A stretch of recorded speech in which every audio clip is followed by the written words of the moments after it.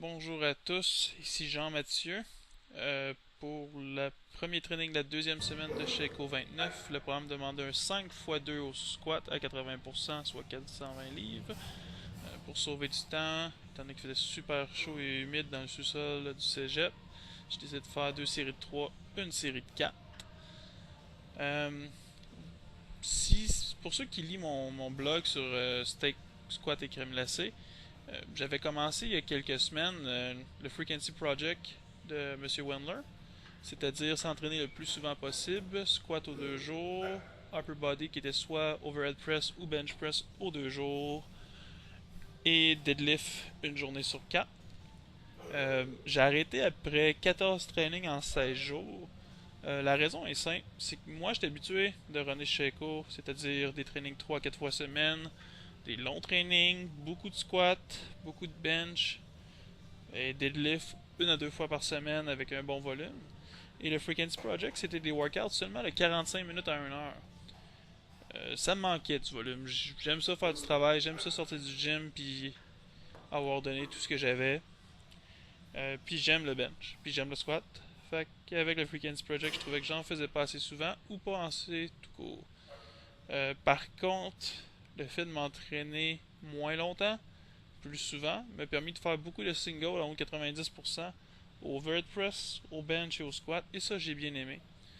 Je vais faire un article plus détaillé qui explique pourquoi je suis revenu sur Sheiko, pourquoi j'ai laissé faire le Frequency Project sur steak, squat et crème glacée cette semaine.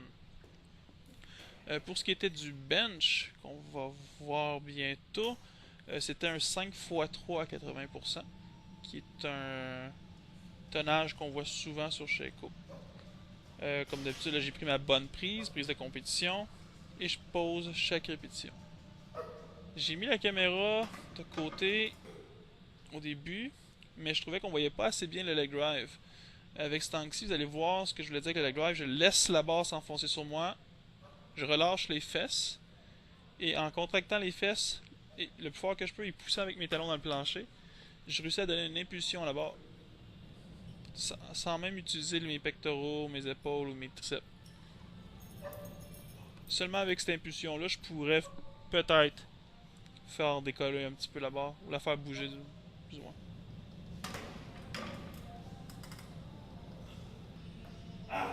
Il manque une série sur vidéo, j'ai oublié de partir la caméra. Ce qu'on voit là, c'est ma dernière série. Je me suis bien mindé. J'essaie souvent que ma dernière série soit ma plus belle. Pour moi, la fatigue n'est pas une raison d'avoir une moins bonne technique. C'est ça un peu la magie de Sheiko. Après, il y avait un 4x2 à 60% de mon RM au squat au front squat. Encore une fois, pour sauver du temps, j'ai décidé de faire une série de 2, deux séries de 2 et une série de 4. J'étais étonné de voir mon amplitude de côté. Je m'étais rarement filmé en faisant des front squats. Puis je pensais pas être capable de descendre aussi bas en gardant le tronc aussi vertical. Il manque une série de 2 sur vidéo. Ce qu'on voit là, c'est ma série de 4. Vous voyez, je rentre en sautant sous la barre. Comme ça, j'ai pas le temps de penser si ça me tente de faire ma série ou pas. Mon 1RM au squat que j'avais testé, je crois, avant les fêtes, était 180 kg, soit environ 405 livres. Par après, comme accessoire, j'ai fait des good morning, des overhead press, comme qu'on peut voir ici. Ça, c'était ma dernière série de 5. Et des tractions. 3 séries de chaque.